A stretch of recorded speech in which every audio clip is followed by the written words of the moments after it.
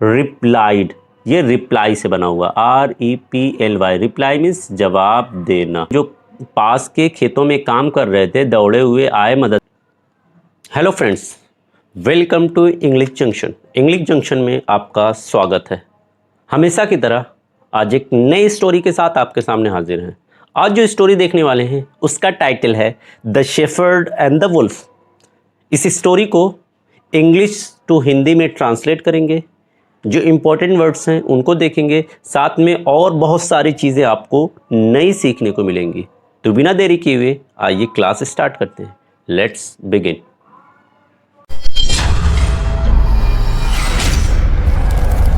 हिस heard, हिस मतलब उसका, heard कहते हैं झुंड को, ऑफ मतलब का, और शिप कहते हैं भीड़ को। एक्रॉस का मतलब होता है एक छोर से दूसरे छोर या एक किनारे से दूसरे किनारे।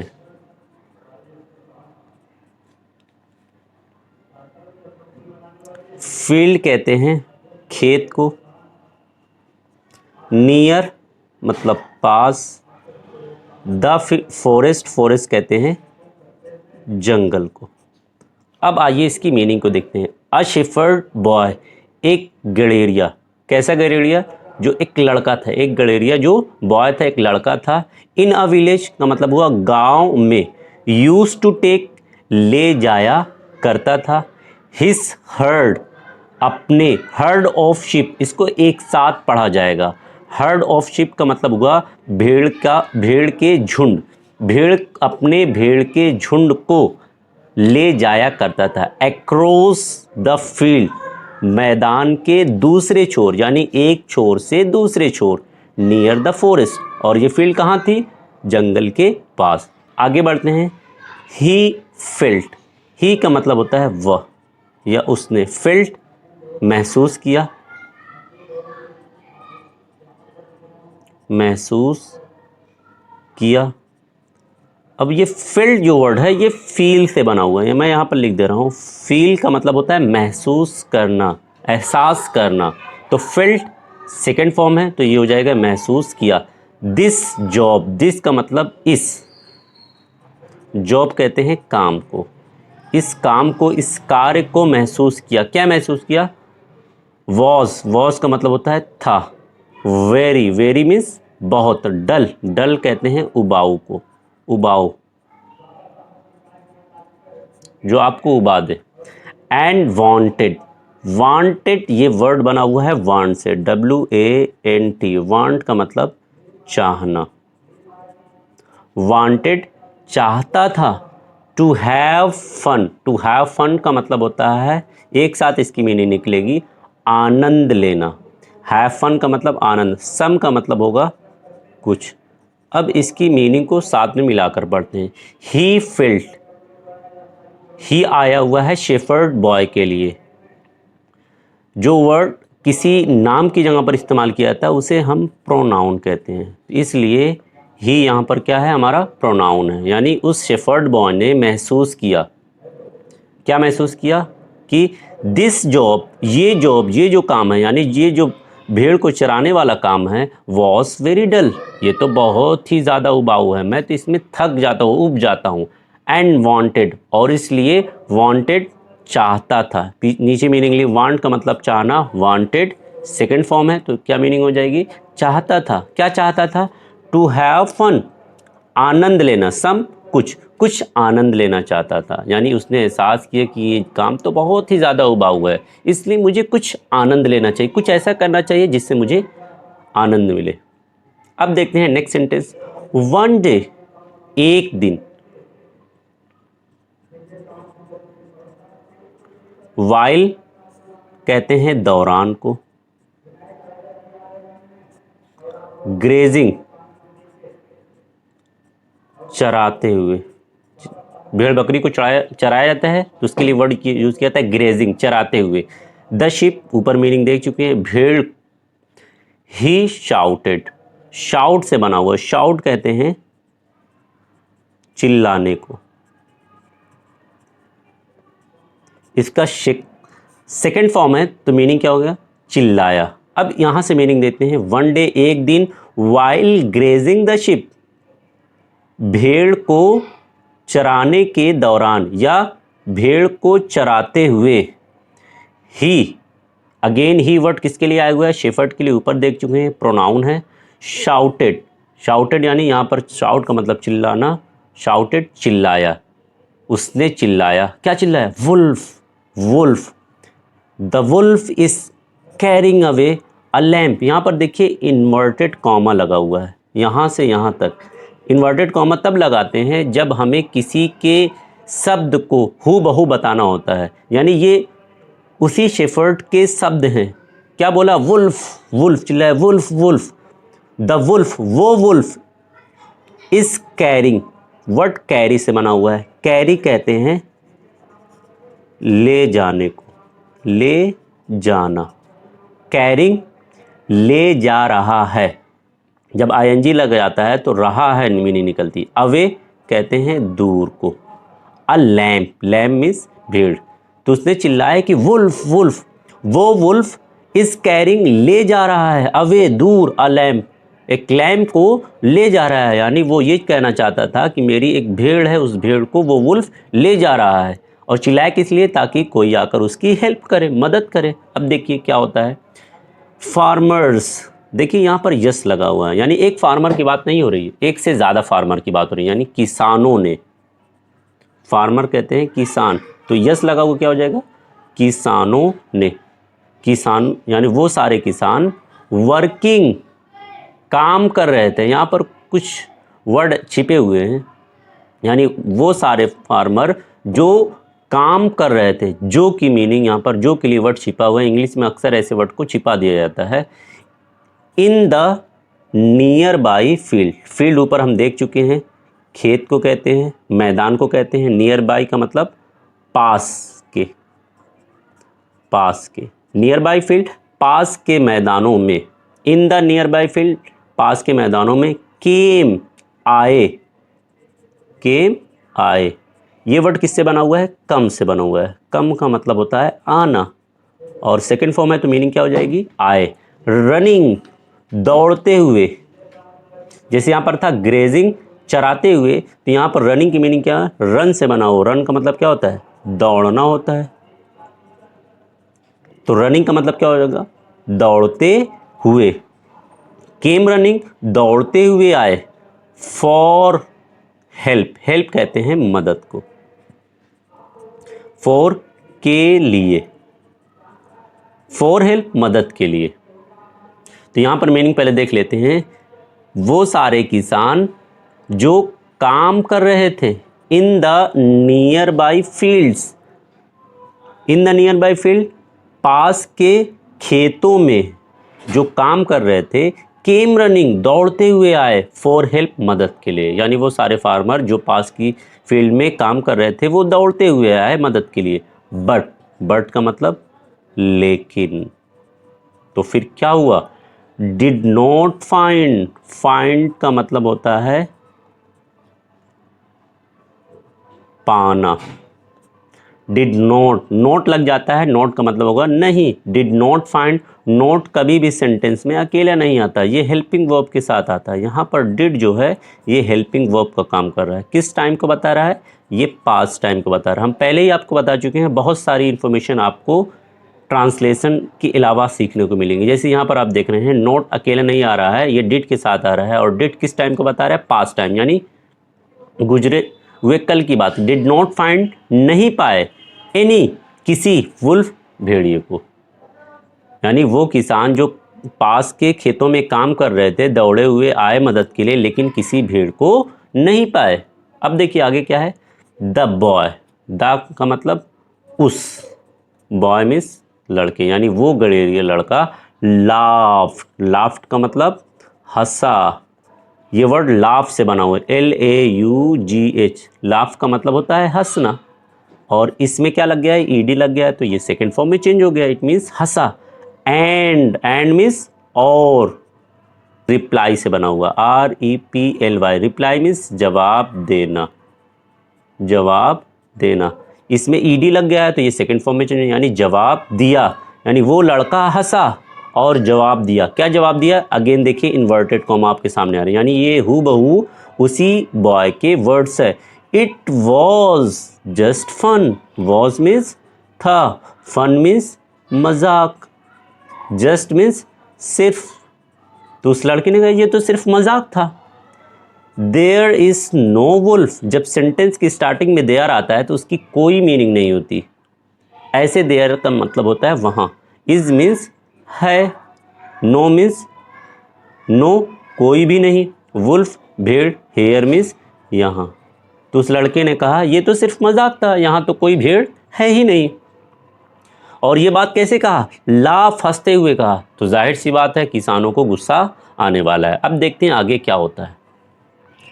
देखिए नेक्स्ट पैराग्राफ देखते हैं। द बॉय यानी उस लड़के ने प्लेड, प्ले की सेकेंड फॉर्म है, इसको हम मिलाकर पढ़ेंगे प्ले ट्रिक। प्ले ट्रिक का मतलब होता है धोखा देना।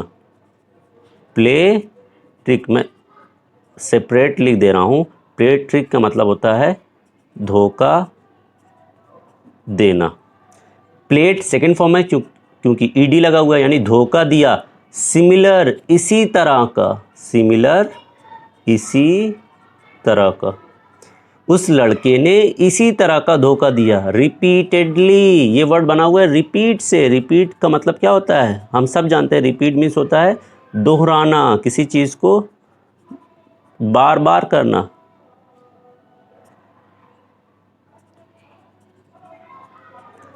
तो रिपीटेडली लगातार इसी धोखे को उसने किया।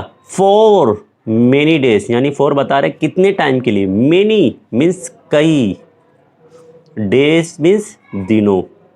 तो इसी धोखे को, यानी वो चिल्लाता कि भेड़िया आया और जबकि कोई भेड़िया नहीं आता। इससे लड़के को तो फन मिल जाता, उसे आनंद मिल जाता है, लेकिन और जो फार्मर आते उसकी हेल्प के लिए वो मायूस होकर वापस लौट जाते। आगे देखते हैं। After some days, after means के बाद, सम मीन्स कुछ, सम मीन्स कुछ, डेज मीन्स दिन, डेज है दिनों। कुछ दिनों के बाद, आफ्टर मीन्स बाद, कुछ दिनों के बाद। यहाँ पर कॉमा लगा हुआ है तो इस सेंटेंस में इस पार्ट को हम अलग से पढ़ते हैं। जिस सेंटेंस में कॉमा लग गया था उसको हम अलग कर लेते हैं। अब यहाँ से हमारा सेंटेंस मेन स्टार्ट हो रहा है, close. While the shepherd boy was in the field. While का मतलब जिस दौरान, जिस दौरान। द शेफर्ड वो गड़ेरिया लड़का, वॉज था, इन द फील्ड इसकी मीनिंग देख चुके हैं एक साथ मीनिंग। इन द फील्ड का मतलब फील्ड में यानी खेत में, मैदान में। जिस दौरान वो गड़ेरिया यानी वो लड़का मैदान में था। विथ का मतलब साथ, किस चीज़ के साथ? द हर्ड ऑफ शिप, इसकी मीनिंग भी एक साथ ऊपर हम देख चुके हैं। Heard of ship, heard of ship का मतलब क्या हो जाएगा? भेड़ों के झुंडों के साथ। अब मीनिंग निकालते हैं यहाँ से। जिस दौरान वो शेफर्ड बॉय, वो गड़ेरिये का लड़का भेड़ों के झुंड के साथ मैदान में था। अब आगे क्या होता है? सडनली, सडनली कहते हैं अचानक को,